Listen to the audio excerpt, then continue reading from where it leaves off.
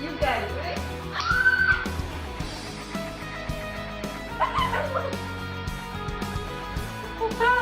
What? Math? Congratulations on your approval as a commercial major.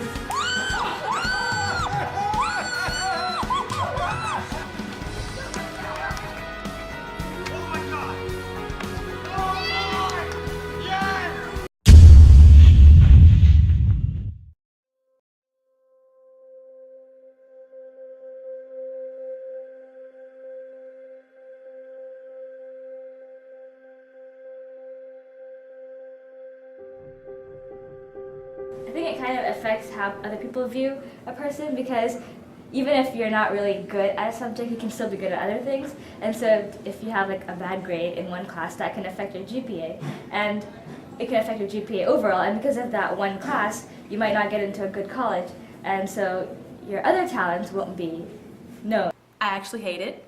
I don't think it's very useful. I feel like it's kind of stressful. It makes you compete more when it lowers your self-esteem, because it makes you feel like you're really dumb when your ranking's not as high as someone else, even if in reality your intelligence just isn't reflected very well through your grades. Like, I feel like I suffer from that a lot.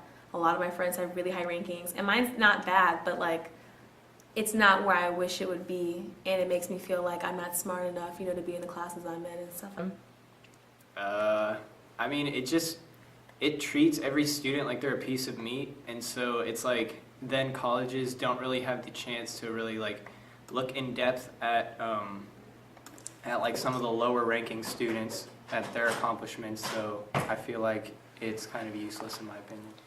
I feel like the ranking system is effective to a certain degree when it comes to like getting into schools, but as long as like you're in a school that has like a competitive GPA system, I feel like it's not really necessary. And so it's not really fair to judge someone's GPA based on like different different competitive backgrounds.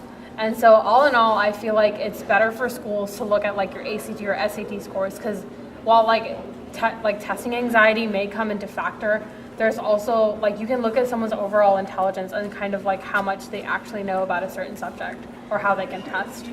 I'm not a fan of it. I know it has a purpose for automatic admittance for like state schools, but I think it causes a lot of competition between students, and I think that can be detrimental, and you should have a love of learning, not just be focused on getting your rank up there. I think GPA probably has more value, in my opinion, than a rank. Conducted a survey to see what people, and not just at Plano Senior High, thought about the ranking system. We saw that a good 57% of students surveyed felt that the ranking system should be disposed of. Additionally, 48.2% of students surveyed were in the top 10, 5, and 1% of their schools. Although these pieces of information seem loosely related, they actually have more in common than thought to be. This is vital because it demonstrates many who are benefited from the ranking system when it comes to the automatic admission are in support for getting rid of the system. This just impugns the idea that there's a correlation between rank and the want to get rid of it.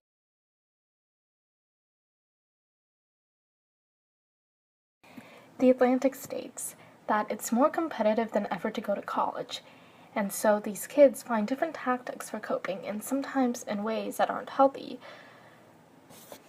Sometimes it involves staying up late to study, to finish your homework. But in reality, with so much pressure on these students because of the ranking system, it's only going to lead to more of an unhealthy lifestyle. The increase of stress due to the ranking system will make it more likely for a person to have a worse immune system, a decrease in inflammation, a decrease in white blood cells, and increased ability to get a disease. Additionally, the increase of stress will only make the brain cells smaller due to studying late into the night, because a person needs to get the specific grade he or she wants. Additionally, this will only make the person remember less and reduce the concentration the person has.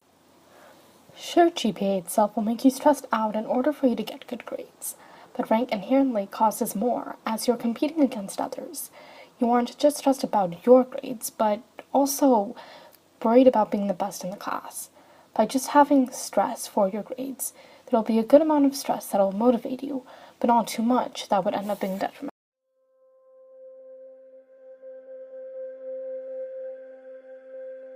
It did because, well, the place I lived in India, we don't have a concept of like honors or like AP.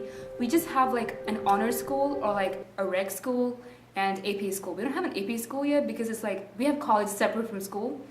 Technically, after 10th grade, that's your high school. Like your school's done after 10th grade. So like for me, I went to an honors school and all the classes I took were honors. But then unfortunately, that kind of honors classes aren't recognized here. So like even though I did honors classes in 9th and 10th grade, everything was rated as regular classes. So like my GPA went down like. Well, because even in the country where I came from, I did really good in school. I had a GPA of 4.3, but then whenever I came here, the school was like, since you study those classes out of the country, so they're not considered as American courses, so they would not take the classes, not take my GPA as 4.3, but it would just be considered 4.0. So that dropped my GPA like 3 points.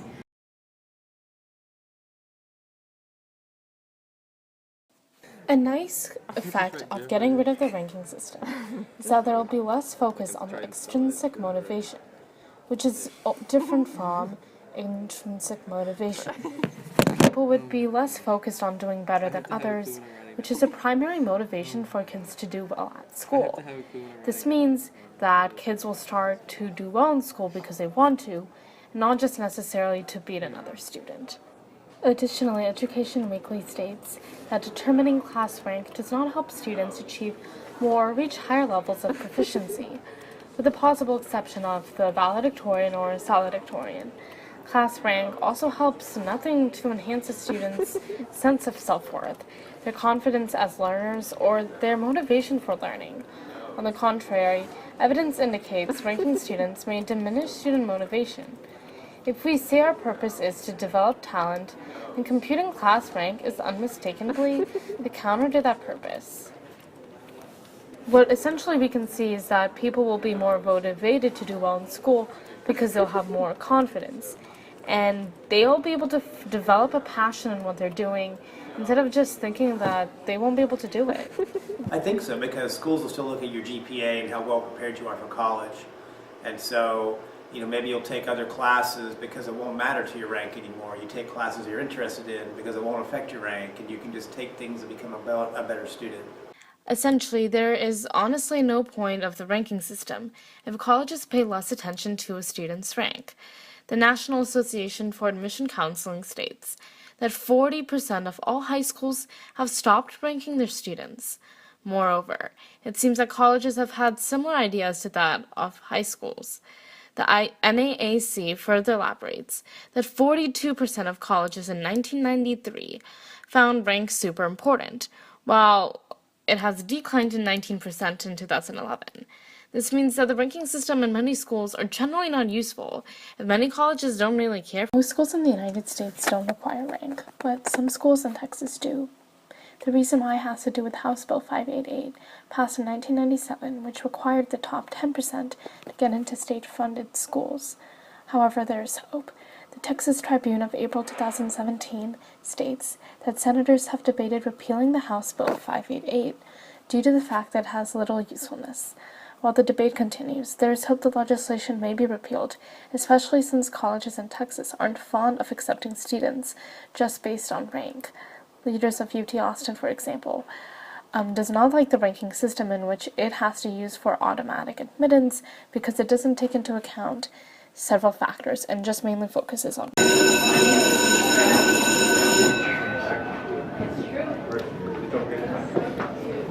I just haven't been through.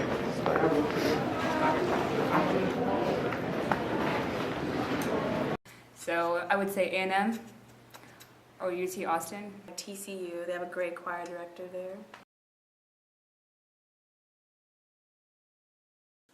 What we have to realize is that by getting rid of the ranking system, we won't be reducing the problem completely. However, we'll be reducing the problem enough so that people will finally see that they're more than just a number. It seems that many people also have the same idea.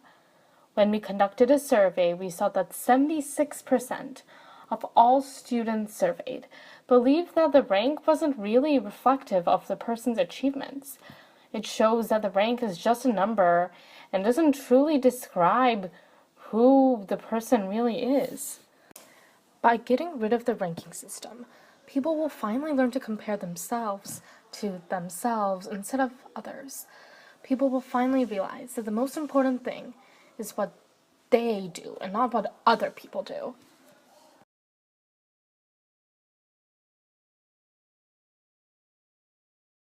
No, I feel like the ranking system defines how hard you work and how much you want to get a good grade. Yeah. I think there are two types of intelligence. You have your book smarts, and people who are book smart are going to be defined more by their GPA. But people who may not necessarily be book smart but are smart and like culturally smart or smart in the ways of the world kind of thing won't be defined by their GPA. Depending on what you're good at, I think that's what determines your intelligence. I feel like your character and also how you treat other people and I guess how you work at things. I guess hard work kind of defines. Because like till now, there's not even a single exam that's like that tests you on your capability. It just tests you on how intelligent you are, how smart you are, but then it never tells you what you're capable of doing of. So like, considering colleges depend on class rank and everything, I don't think they should because like we're more than like just getting good scores on the test. So. I mean, there's a lot of things. You can look at the ACT and SAT. You can look at GPA. You can look at the types of classes they took. You can look at things those students are involved in school. To be a well-rounded student could also play a role in their intelligence. I don't think that you can really define their intelligence by any one score or any one test or anything like that. It's really you got to take a holistic view of the student to get there.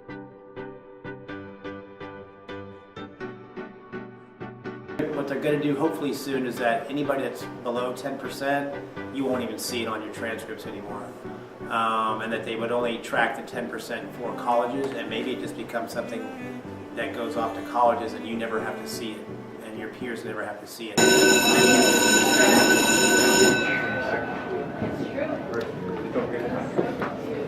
I just haven't been through it.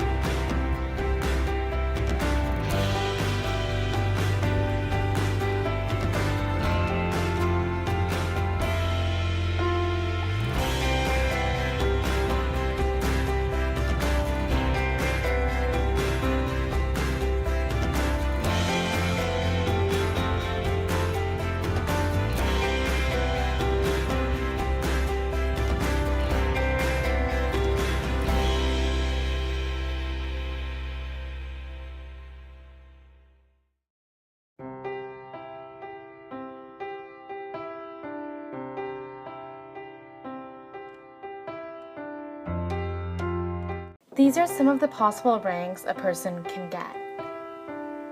But what do these numbers really mean? These numbers don't truly represent who the person is as a whole. The rank does not reflect the strengths and the weakness of the person. And that's why colleges have taken the step to focus less on rank. Because the rank does not show anything. We have to remember this. A number does not define us. We define who we are as people.